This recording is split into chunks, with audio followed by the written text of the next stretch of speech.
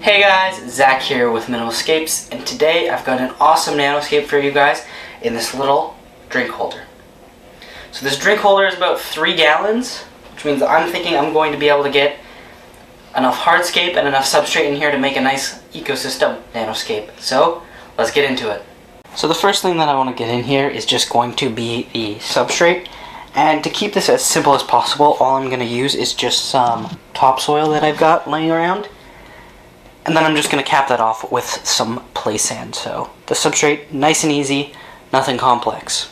Now with the topsoil in, there's just one thing I want to do before I cap off the sand, and I'm just going to spray this down. Doing that is just going to let me get out a lot more air pockets than if I was to put the sand in now and then fill it up. So spraying this now gets out all the air pockets that might be in the topsoil right now. So let me just get that done.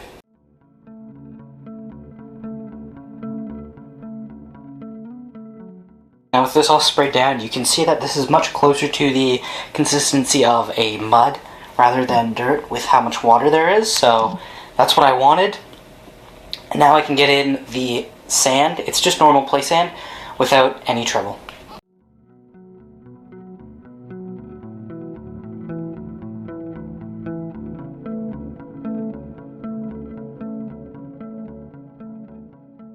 Now that I've got the sand on top, you can see that there's, I'd say, about an inch of dirt down here. I don't know how well you guys can see that. And then there's about 1.5 to 2 inches of sand above it. I generally like to keep a ratio of about 1 to 2, so 1 of dirt and then 2 of sand, just as far as depth-wise goes. This just ensures that I can keep it locked in. But with all of that in, I can move on to the hardscape. Now, in order to keep the hardscape in this nice and simple, I've just got some cereal stone, and I've got a piece of just locally collected driftwood that I'm going to use inside of here. So inside of here, I think I'm going to kind of go for a centralized sort of scape. Just see if I can kind of get the wood to sit kind of upright, like this kind of in here. And hopefully that'll look really good when I can get it together. Alright, so I've kind of fooled around a little bit and I've got something that I'm pretty happy with. I don't know how well you guys can see that. I'll get in a little closer for you. But this piece of the driftwood is kind of breaking through this piece of rock. You can see that that rock had a little indent in it, so it's kind of like it's breaking through.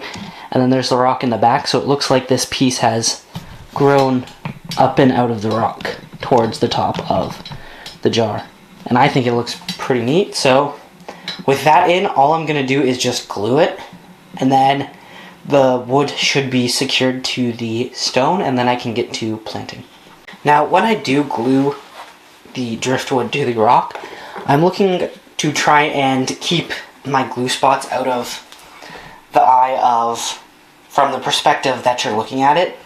So instead of gluing like right up and all up in here, I'm going to try and glue back here more, because you're never going to see this. But if I glued up here, you'd see it all the time and your eye would constantly go back to that glue spot. So keep that in mind when you are gluing. Now with the glue drying, I wanted to show you guys a kind of top-down angle here of the tank.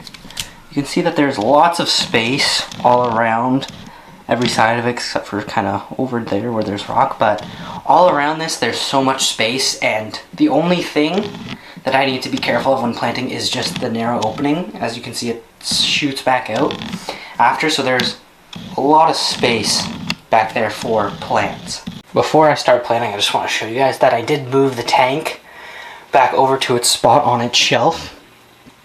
This way I don't have to move it after I plant and risk disturbing the plants or uprooting them. And I also know I'm not strong enough to move it after it's completely full. So this is definitely the best option for me. And this way I can plant without rushing it. So I've let the glue dry for about 15 minutes. And now I am good to fill it up.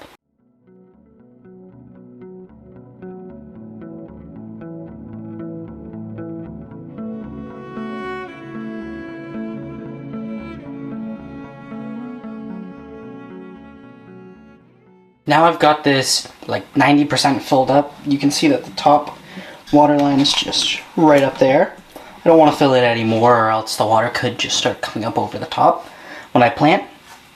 But before I do plant, I just want to add in a couple small little detail stones by the base of the series stone to make it look like it's kind of broken off. And to do that, I've got this bucket here of, this is just limestone screenings that I've rinsed off. And I like to use these with series stone because unlike something like pea gravel, this has a much, I'll show you, it's much sharper. And it's got, let me change the camera there. It's much sharper and it looks a lot like mini series stones. And I find that that adds a lot more realism to the tank. So let me add these in.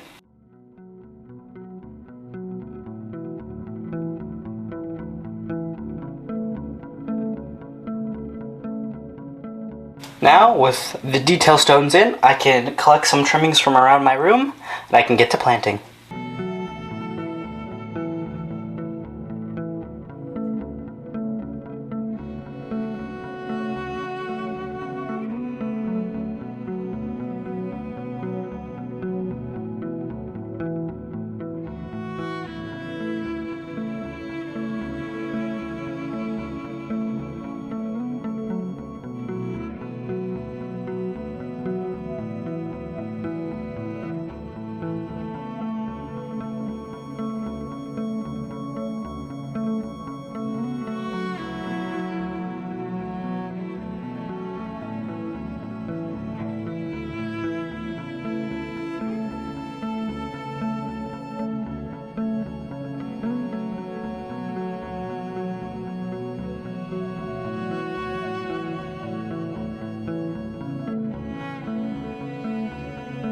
So it's the next day and the tank has settled down and it's really looking quite good. I really can't wait for this to grow in.